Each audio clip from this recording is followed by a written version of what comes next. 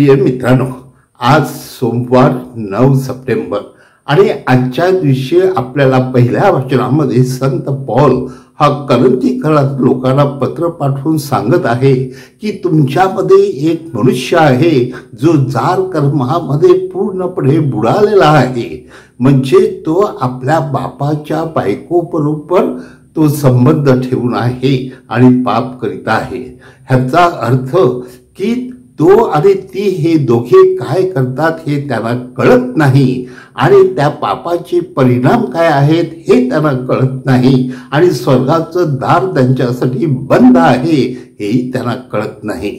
म्हणून मनुष्य हा प्रगतीकडे जाण्याऐवजी तो जणू काही नरकाच्या दाराकडे जाण्याचा प्रयत्न करीत आहे आणि अशा ह्या माणसापासून दुसऱ्यांना देखील वाईट अनुभव येऊ नयेत आणि वाईट शिकवण मिळू नये आणि अशी उदाहरणं त्यांच्या समाजात नसावीत. तर ते ख्रिस्ताचे आता आहेत आणि ख्रिस्ताच्या शिकवणुकीप्रमाणे त्याने जगावे ही तो अपेक्षा करतो आणि त्या अनुषंगाने तो जणू काही कठोर धोरण त्यांच्या समोर ठेवतो आणि अशा ह्या गोष्टीमध्ये कोणीही पडू नये आणि त्यापासून सावध असावं असं तो त्यांना सांगत आहे.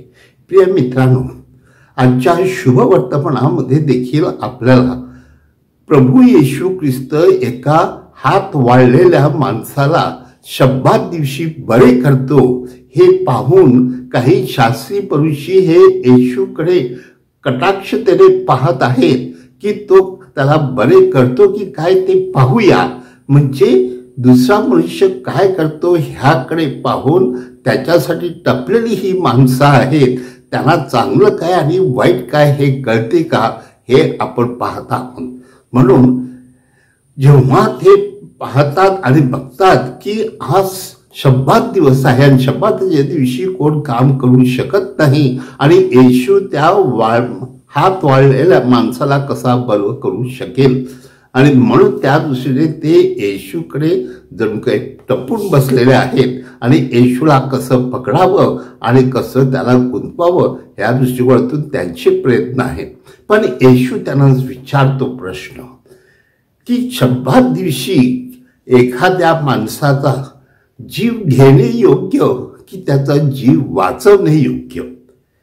त्याचबरोबर शब्दात दिवशी माणसाला बरे करणे योग्य की त्याला नष्ट करणे योग्य. म्हणजेच चांगली भूमिका काय आहे की येशू त्या माणसाला बरे करतो, पण हे लोक येशूला पकडून मारण्यासाठी त्याच्याकडे दुसऱ्या नजरेने पाहतात आणि त्याला जणू काही आपल्याला कसं पकडता येईल आणि त्याला दोषारोप कसा लावता येईल या दृष्टिकोनातून त्यांचे प्रयत्न आहेत. म्हणजेच माझ्या प्रिय बंधू भगिनो, ते सुद्धा शास्त्री परिचय असून कसं त्यांचा डोळा पापाकडे आहे. माणसाला बरं करणे, त्याची सेवा करणे, त्याला जीवन देणे ह्याकडे त्याचं लक्ष नाही आहे. म्हणून आजच्या दिवशी प्रभू परमेश्वर आपल्या सर्वांना सांगत आहे की एखादा कदाचित नियम असेल, पण त्या नियम कशासाठी आहे? कारण येशू स्वतः शब्दाचा धनी आहे. मग येशू का बरे करू शकत नाही? किंवा एखाद्या माणसाला वाचवण्यासाठी त्याला जर अशा ह्या प्रसंगामध्ये बरं केलं तर ते काय मोठं पाप आहे आणि त्यासाठी काय त्याला शिक्षा मिळणार आहे.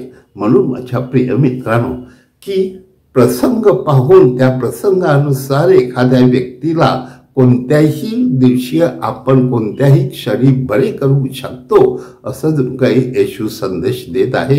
आणि नेहमी सत्कार्य करण्याकडे आपलं लक्ष असावं, इतरांना मदत करण्यासाठी आपलं लक्ष असावं, इतरांना पकडून ठार मारण्यासाठी आपल्याला जीवन दिलेलं नाही.